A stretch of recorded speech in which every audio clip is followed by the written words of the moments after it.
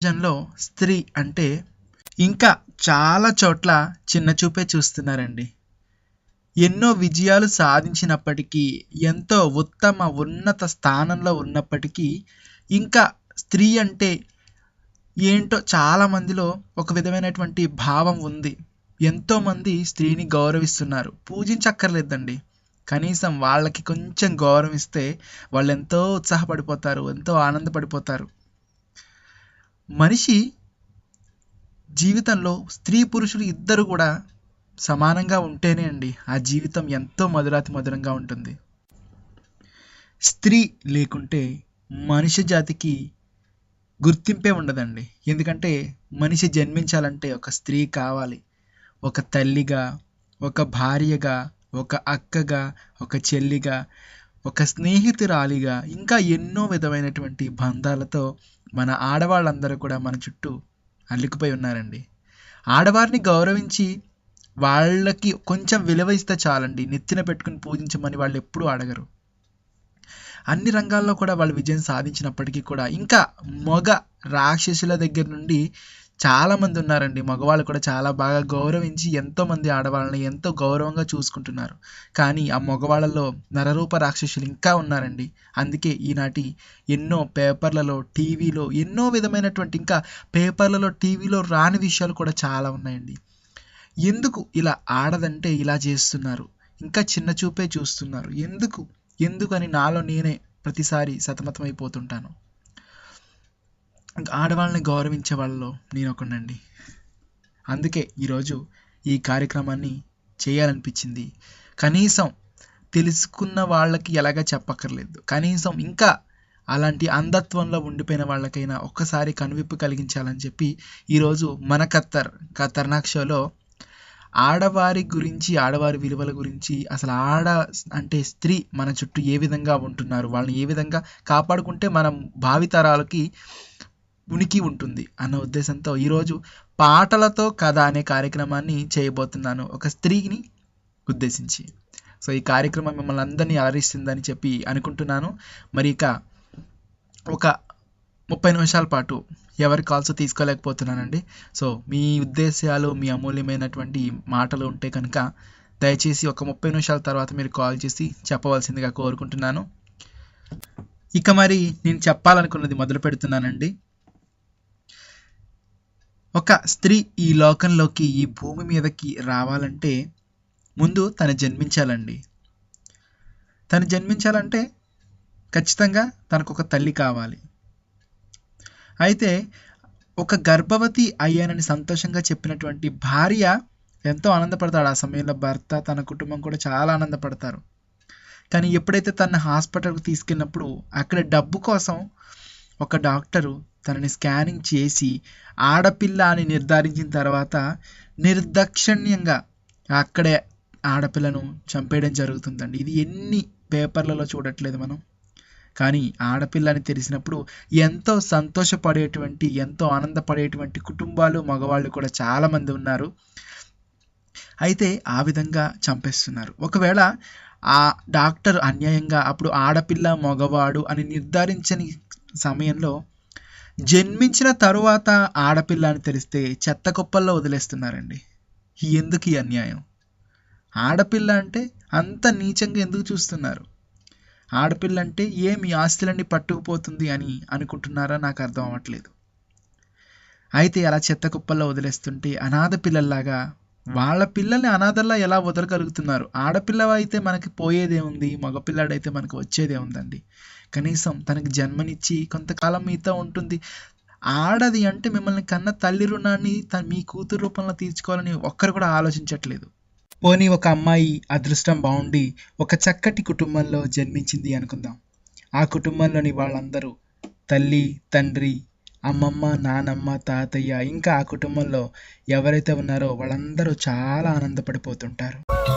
ఆకాశంలోని చందమామ బంగారు పాపై వచ్చేనమ్మ, సాగరమాయే సంబరమే, స్వాగతమాయే సంతసమే, నాలోని ప్రేమ ప్రతిరూపమే, ఈ ఇంట తానే సిరిదీపమే, ఆకాశంలోని చందమామ బంగారు పాపై వచ్చేనమ్మా సాగరమాయే సంబరమే స్వాగతమాయే సంతసమే నాలోని ప్రేమ ప్రతిరూపమే ఈ ఇంట తానే సిరి దీపమే.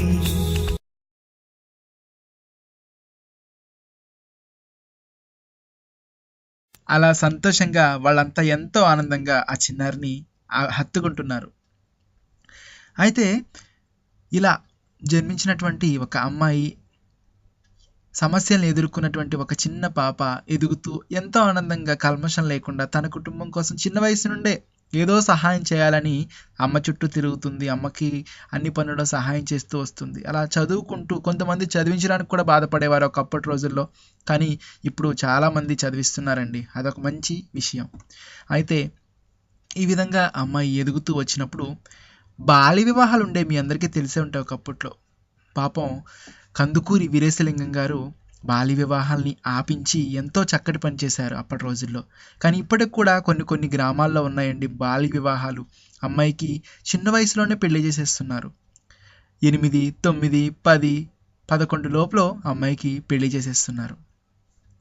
అంటే అంత చిన్న వయసులో కుటుంబ భారాన్ని మోసేటువంటి శక్తి ఆ అమ్మాయికి ఉండకపోవచ్చు. అలాంటి పూర్వం రోజుల్లో మా అమ్మగారికి 12 సంవత్సరాలకే పెళ్ళైందని అంటారు. ఏంటంటే అప్పటి పద్ధతులు అవేమో అండి. కానీ ఇప్పటికీ కూడా అన్నీ తెలుసుకున్న తరువాత కూడా ఇంకా 11 సంవత్సరాలకే పెళ్లి చేసేవాళ్ళు ఉన్నందుకు ఆ బిడ్డ ఏ విధంగా బాధపడుతుంది అసలు. అలా ఒకప్పట్లో చాలా చిన్న వయసులోనే అమ్మాయిలకి పెళ్ళిళ్ళు జరిపించడం జరిగేదటండి. అది కూడా ఆ అమ్మాయి కంటే వయసులో 4 రెట్లు పెద్ద వయసు కలిగినటువంటి భర్తకిచ్చి వివాహం జరిపించేవారట. అనివార్య కారణాల వల్ల ఆ భర్త చనిపోయినట్టయితే కనుక సతీ సహగమనం పేరిట ఆ చనిపోయిన భర్తతో పాటే భార్యను కూడా ఆ కట్టెల మీద వేసి బలవంతంగా కాల్చేసేవారటండి. తర్వాత ఎందరో మహానుభావులు పూనుకొని ఈ అరాచకాన్ని, ఈ సతీ సహగమనాన్ని, అలాగే బాల్య వివాహాలని ఆపించడం జరిగిందండి. ఆ విధంగా స్త్రీ ఈ 2 సమస్యల నుండి బయటపడింది. కానీ ఇప్పటి రోజుల్లో కూడా చాలా పేపర్లలో చూస్తున్నాము, చాలా చోట్ల వింటున్నాము, చిన్న వయసులోనే ఇంకా అమ్మాయిలకి పెళ్లిళ్ళు చేస్తున్నారనే వార్తలు అయితే వస్తున్నాయండి. నింగిని ఎగిరే గువ్వల్లార కొమ్మల రెమ్మల పువ్వుల్లార కంటున్నారా ఈ కథను, వింటున్నారా ఈ వ్యధను.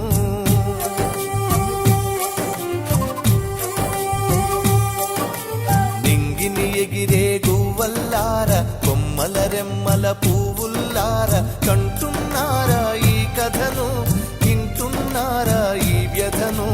లోకం ఎరుగని పసిపాప అందరి కళ్ళకు కనుపాప 11 ఏ దీపం కొండెక్కాల ఏం శాపం. 11 ఏ దీపం కొండెక్కాల ఏం శాపం. నింగిని ఎగిరే గువ్వల్లార కొమ్మల రెమ్మల పువ్వుల్లార.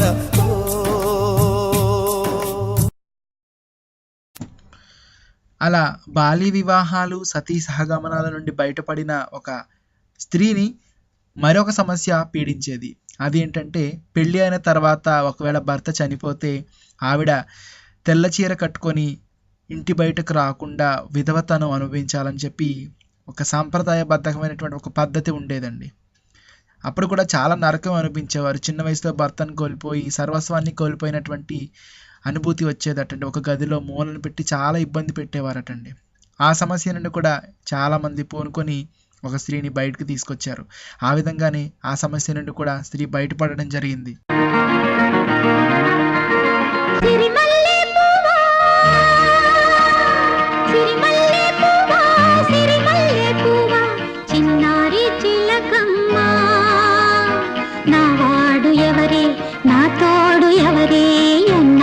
కొస్తాడే సిరిమల్లె పువ్వా, సిరిమల్లె పువ్వా, చిన్నారి చిలకమ్మ. నా వాడు ఎవరే, నా తోడు ఎవరే, ఎన్నాళ్ళకొస్తాడే సిరిమల్లె పువ్వా. ఇక ఒక యుక్త వయసుకు వచ్చినటువంటి అమ్మాయి ఎన్నో కలలు కంటూ ఉంటుంది. తన జీవితంలోకి రాబోయేవాడు, తన చేయి పట్టుకునేవాడు, తన భర్త స్థానంలో వచ్చేవాడు ఇలా ఉండాలి, అలా ఉండాలి, తనెంతో బాగా చూసుకోవాలని ఎన్నో ఆశలు, కలలు కంటూ ఉంటారు. తన జీవితం పూలదారి కావాలి అని చెప్పి ఎంతో ఆశపడుతూ ఉంటారు. ఎంతో ఉత్సాహంగా, ఆనందంగా ఎదురు చూస్తూ ఉంటారు. దేవతలారా రండి, మీ దీవెనలందించండి, నోచిన నోములు పండించే నా తోడును పంపించండి. కలలో ఇలలో ఏ కన్నెకి ఇలాంటి పతిరాడనిపించే వరుణ్ణే వరముగా ఇవ్వండి. కని విని ఎరుగని వేడుకతో వివాహం జరిపించాలండి. కలలో ఇలలో ఏ కన్నెకి ఇలాంటి పతిరాడనిపించే వరుణ్ణే వరముగా ఇవ్వండి. కని విని ఎరుగని వేడుకతో వివాహం జరిపించాలండి.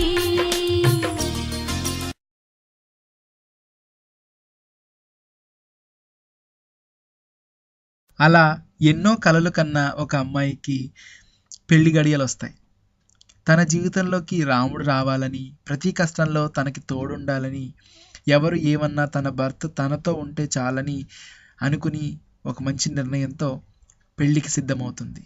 తీరా పెళ్ళి అయిన తర్వాత తను చేసుకుంది రాముణ్ణి కాదు, రావణాసురుణ్ణి అని తెలిసిన తర్వాత నరకాన్ని అనుభవిస్తూ కూడా తల్లిదండ్రులకు చెప్పుకోలేక ఇటు అత్తమామలు పెట్టే బాధను అనుభవిస్తూ అదే సుఖం అనుకొని ముందుకు వెళ్ళిపోయే వాళ్ళు కూడా చాలామంది ఉన్నారండి. అయితే ఆ కష్టాలని సుఖాలుగా భావించి, ఆ ముళ్ళ దారిని పూలదారిగా ఊహించి తన భర్తకి, అత్తమామలకి ఎంతో సేవ చేసుకుంటూ తన జీవితంలో ముందుకు వెళ్ళిపోతూ ఉంటుంది. కానీ కొందరి కుటుంబాలలో ఇప్పటికీ కూడా చూస్తున్నాం వరకట్న సమస్య.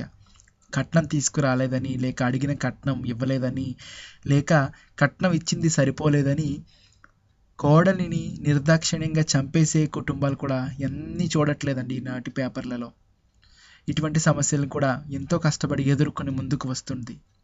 కానీ తన సంసారంలో తన భర్తకి కానీ, తన అత్తమామలకు కానీ సేవ చేస్తున్న ఒక భార్య అంటే కార్యేషు దాసీ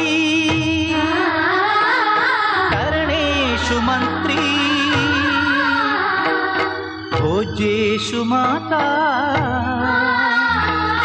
శయనేషు రంభా అపురూపమైనదమ్మ ఆడజన్మ, ఆ జన్మకు పరిపూర్ణత ఇల్లాలమ్మా.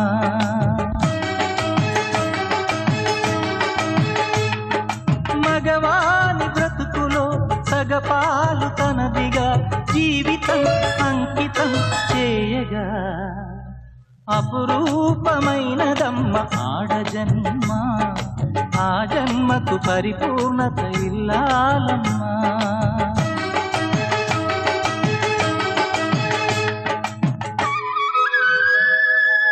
అలా ఆ కుటుంబంలో సుఖాలున్నప్పటికీ, కష్టాలున్నప్పటికీ, ముళ్ళదారైనప్పటికీ, పూలదారైనప్పటికీ, కన్నీళ్లను కూడా ఆనంద బాష్పాలుగా అనుకొని తన జీవితంలో ముందుకు వెళ్ళిపోతూ అత్తమామలకి సేవ చేస్తూ భర్తకి ఎంతో సహకారం అందిస్తూ ఆనందంగా ముందుకు వెళ్ళిపోతుంది. అలాగే ఆ సంసార అభివృద్ధికి ఎంతో పాటుపడుతుంది.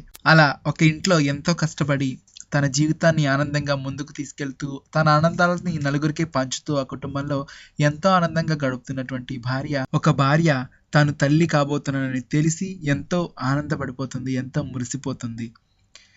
అలాగే ఆ సంసారంలోని, ఆ కుటుంబంలోని వాళ్ళందరికీ కూడా ఎంతో ఆనందాన్ని పంచుతుంది ఈ శుభవార్తతో. సృష్టిలో తల్లి లేకపోతే, అంటే ఒక స్త్రీ లేకపోతే మానవ జాతికి ఉనికే లేదండి.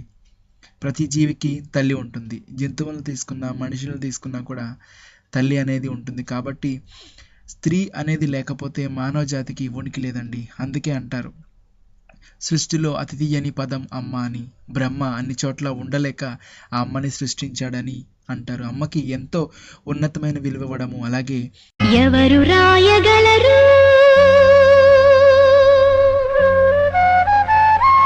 అమ్మాను మాట కన్న కమ్మని కావ్యం, ఎవరు పాడగలరు అమ్మ అనురాగం కన్న తీయని రాగం, అమ్మేగా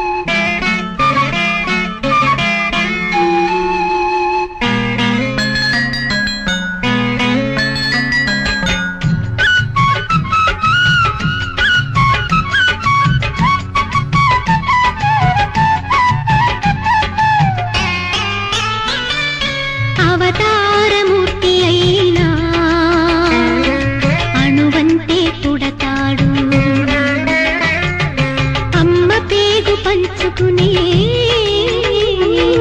అంతవాడు అవుతాడు. అవతారమూర్తైన అణువంతే పుడతాడు. అమ్మ పేగు పంచుకునే అంతవాడు అవుతాడు. అమ్మేగా అమ్మేగా చిరునామా ఎంతటి ఘన చరితకి. అమ్మేగా కనగలదు అంత గొప్ప అమ్మని ఎవరు రాయగలరు.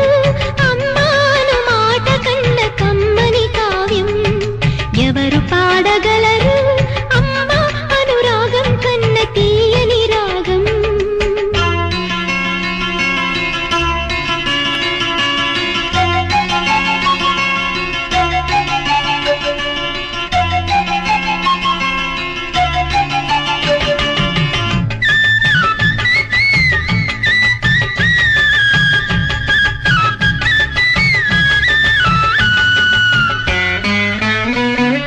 శ్రీరామ రక్ష అంటూ